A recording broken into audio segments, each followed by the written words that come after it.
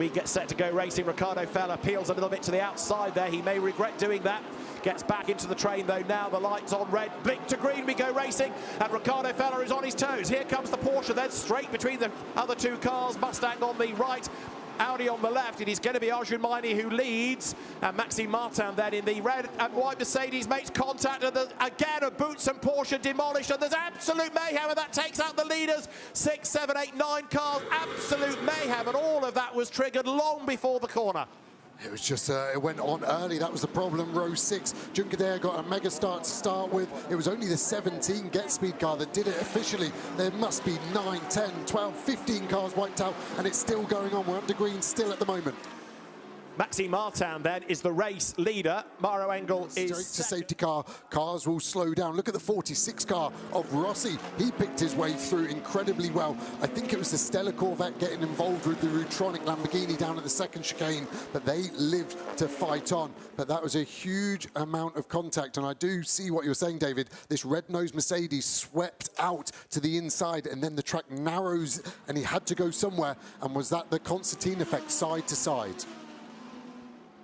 So we've lost Arjun Maini, we've lost Wiebelhaus, that's both Mustangs gone, Ricardo Feller has gone, Gilles Magnus has gone, and I think Kirchhoff has been involved in it as well. That is the third race in a row that a Boutsen, the same car, number 10, is eliminated on lap 1. Paul Ricard, Brands Hatch, Monza. What do they have to do to get a break? Even changing the driver from Robbie Knudsen to Gilles Magnus hasn't helped. But look, that's an absolutely written-off Porsche, 2 demolished Mustangs, a broken McLaren, and there's a Ferrari in there as well. So number 80, that was Ricardo Feller. He'd made a decent enough start from the second row of the grid, but that's demolished. That's Marvin Kirchhoff's McLaren. That's destroyed. Look at the pole-sitting Mustang. All that hard work, it's barely got to turn 2. I mean, that's completely destroyed, isn't it? There's 150,000 euros worth of damage on that one. And look at HRT. Both cars destroyed at turn 1 through no fault of either driver. As I say, I don't know what else you do with that chicane, but 57 cars into one line did not go, which is the Ferrari that we've lost as well. That's Rovera's car, isn't it? Alessio Rovera's Ferrari, that's out of the race as well, and it's not just bad luck, it's tears for HRT. So much work in qualifying for nothing. We spoke about how it's just qualifying. This is the race, but you've got to get through turn 1. But even on pole, you're not safe, because if people come flying up behind you, you still get obliterated. Go and ask Arjun Maini. That would have been the worst thing. He did everything right. He got a good start. He got it stopped. He got the apex. Honestly, he would have taken a sigh of relief as he was at the apex of one going, this is good, everything's okay. Bang. Whack. And it was a big whack as well. Right, let's have another look. I called it at the start. Joe, you call it this time. It's just the sheer amount of cars. So look all the way back to the 6th row. The red-nosed Mercedes goes to the inside initially and then gets the momentum, and now he swings to his right. And is that the reason why everyone starts to pinch up? Rovera goes over to defend, and as Martin comes back, I think there's contact between himself and the Ferrari. That sends the Ferrari into Nicky Team, takes out the Boutsen car, then wipes out Kirchhoff, who had a mega star, and he's really the wrecking ball through no fault of his own. That strong carbon fibre tub McLaren that started all the way back on the 8th row, wiped out our leader. So he had a great start, but unfortunately he gets turned around with all the contact, and he's just innocent in there. And it's so hard to apportion blame, and it's easy with this many cars damaged to really want to point a strong finger. But like you said at the start, I think it's got to be Maxime Martin from coming from an off-track position effectively. Yes, Rivera ushered him over there, but as he came back on, the contact between the Ferrari and the Mercedes was the catalyst to all of that. He was over the white line as well, wasn't he, Maxime Martin? And it was almost as though he thought, I need to get into the queue here, and had to sort of elbow his way in a little bit. And listen, I've raced against Maxime since 2008. Super friendly guy, super honest, hard racer. All of these professional drivers are hard. Let's look down from the drone.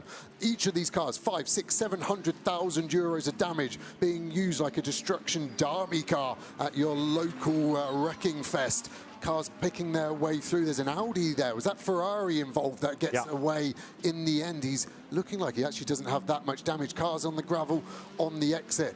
But going back to my point about Maxime Martin, you've got to overtake. You're a racing driver. It looked fair. He had momentum. He didn't want to lift. So we're looking back now. Where is that? Kirchhoffer's 59 car. So Rossi is somehow going to get all the way through here. We're looking back from Nicky Team's 007 Aston Martin. He's getting the front damage. That's where it goes. And then we're going to the inside. This is where Kirchhoffer's just in front, wrecking the Mustangs. And you can see Maxime Martin just about survived. And that's now going to get past him. Martin, the only one to go cleanly through turn one, but potentially escaping the scene of the crime that he created. So 57 cars. We said it was going to be a pinch point. We were not wrong about that. And those actually in the body of the field towards the back, they are the ones that have got away for a change. It was largely the front of the grid that got wiped out. But yeah, your first... The front row of the grid is virtually disappeared. The second row of the grid has certainly gone, and half of the third row has gone. Here it is again. Have a look. Kirchhoffer is the one that comes into the Mustang, takes the rear of it. The Porsche impact is huge. It lifts it off the ground. Luckily for all the drivers involved, it's on the passenger side, so big impact, but luckily not in the driver's door. Look at that in slow motion. Try and pick the body parts there. The 007 comes flying through. I'm sure Nicky Team, the character he is, was screaming through there through fear and laughter and equal measures being the way he's wired up. But I have to admit, I thought more cars were going to get involved at initial hit. That's why I started with 4, 5 and then went up to 12 of my estimation of how many got wiped out there. And just to finish my Maxime Martin point, he's a class act on and off the track. He's just had to roll the dice, and then this time it hasn't worked for him. No malice intended, but what do we see here from Mara Engel's 48 car? Jim Kadea in that Red Bull car gets damage on the front. Where's that from? And wow! How lucky was he? How quickly did he read that? He was like turning right and going, I don't fancy this anymore. It's like when Waze fires you a route that will save you 12 seconds. He takes it hard, gets on the throttle, and actually clears the chicane in the lead. And I assume Martin now blasts fast with the momentum from carrying through on the proper course through turns 1 and 2. We stayed green for a long time, didn't we? We were green all the way until coming out of Lesmo 2, so the race was still on. And this is hard as a driver. You know there's been a huge shunt. Martin goes in deep there. Shows you that maybe Engel could have got the lead. Martin then closes the door. Emotions high. That was I mean, that by itself would get investigated by race control. Did he close the door too late on Engel? Both Mercedes factory drivers for separate teams. So here's Rivera. We're going to have Maxime Martin swing around the back of us on our right. Why is there contact? Where is Martin in relation to us? He's in front. He squeezes across, and that way makes it look less on Martin because Martin was more in front.